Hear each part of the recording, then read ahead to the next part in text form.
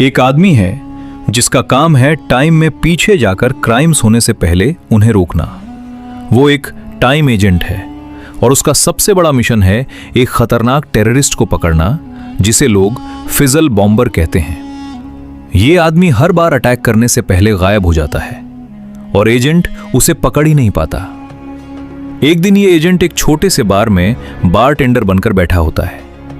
वहां एक अजीब सा आदमी आता है और धीरे धीरे वो अपनी जिंदगी की कहानी सुनाना शुरू करता है। उसकी आवाज में दर्द है, गुस्सा है और कहीं ना कहीं एक अजीब सा खालीपन भी।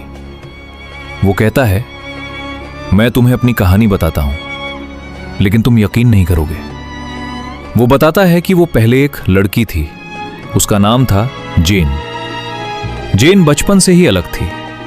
वो बाकी लड़कियों जैसी नहीं थी, स्ट्रांग थी, कॉन्फिडेंट थी, लेकिन सोसाइटी में कभी फिट नहीं हो पाई। जब वो बड़ी हुई तो उसे एक सीक्रेट गवर्नमेंट प्रोग्राम में सिलेक्ट किया गया। उसे लगा कि अब उसकी जिंदगी बदल जाएगी, लेकिन अचानक बिना किसी क्लियर रीजन के उसे रिजेक्ट कर दिया गया। उस दिन के बाद से उसकी जिंदगी धीरे धीरे बिखरने लगी। फिर एक दिन उसकी मुलाकात एक आदमी से होती है। दोनों करीब आते हैं और जेन को पहली बार लगता है कि कोई उसे समझता है, लेकिन यह खुशी ज्यादा दिन टिकती नहीं। वो आदमी अचानक गायब हो जाता है और जेन प्रेग्नेंट हो जाती है। वो अकेली रह जाती है, बिना किसी सहारे के। डिलीवरी का दिन आता है, लेकिन यहीं से कहानी पूरी तरह बदल जाती है। डॉक्टर्स को पता चलता है कि जेन एक नॉर्मल फीमेल नहीं है, बल्कि वो इंटरसेक्स है।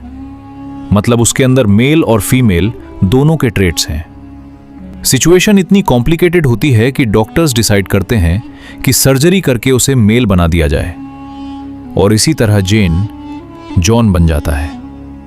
जब जॉन को होश आता है और उसे यह सब पता चलता है, तो उसकी पूरी पहचान, उसकी पूरी जिंदगी, सब कुछ टूट जाता है। वो ना पूरी तरह जेन रह पाता है, ना ही खुद को जॉन मान पाता है, और सबसे बड़ा दर्द, उसका बच्चा।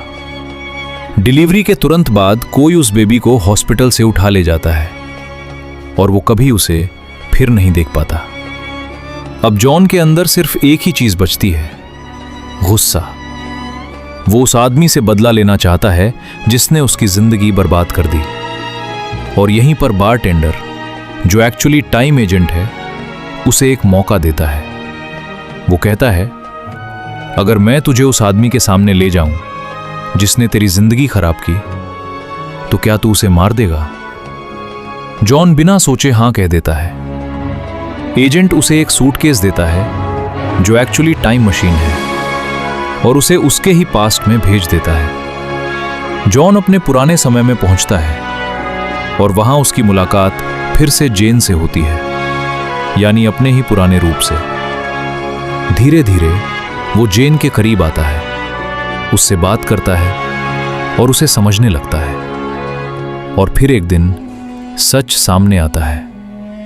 जेन जिस आदमी से प्यार करती है, जिसने उसे प्रेग्नेंट किया था, वो कोई और नहीं, खुद जॉन ही है।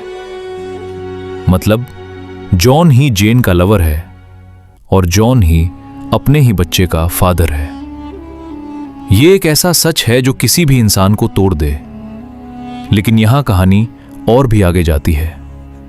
टाइम एजेंट उस बेबी को उठाकर टाइम में पीछे ले जाता है और उसे एक ऑर्फनेज के बाहर छोड़ देता है। और वो बेबी कोई और नहीं, जेन ही होती है। मतलब जेन की पूरी जिंदगी एक लूप में फंसी हुई है। जेन बड़ी होती है, जॉन बनती है, फिर वापस जाकर खुद को प्रेग्नेंट करती है, और वही बेबी फिर जेन बन जाती है। ना कोई शुरुआत है, ना कोई अंत। सब कुछ एक एंडलेस सर्कल में घूम रहा है। लेकिन कहानी का सबसे खतरनाक हिस्सा अभी बाकी है।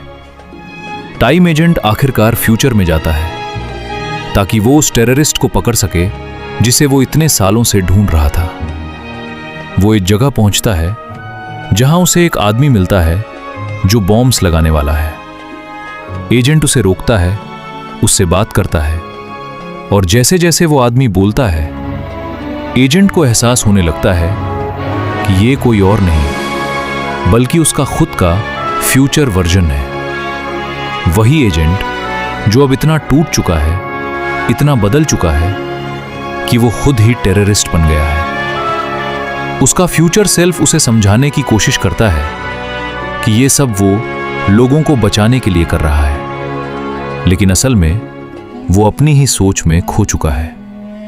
और यहां एजेंट को एक चॉइस मिलती है, या तो वो उसे जाने दे और फ्यूचर में खुद टेररिस्ट बन जाए, या उसे यहीं खत्म कर दे। कुछ सेकंड की खामोशी के बाद वो ट्रिगर दबा देता है। वो अपने ही फ्यूचर को मार देता है। लेकिन असली खेल यहीं खत्म नहीं होता, क्योंकि धीरे धीरे वही एजेंट वही रास्ता पकड़ने लगता है। वो भी अकेला पड़ जाता है, मेंटली अनस्टेबल होने लगता है, और आखिरकार वही बन जाता है जिससे वो पूरी जिंदगी भाग रहा था। एक ऐसा इंसान जो खुद से ही लड़ रहा है, और जीत किसी की भी नहीं होती।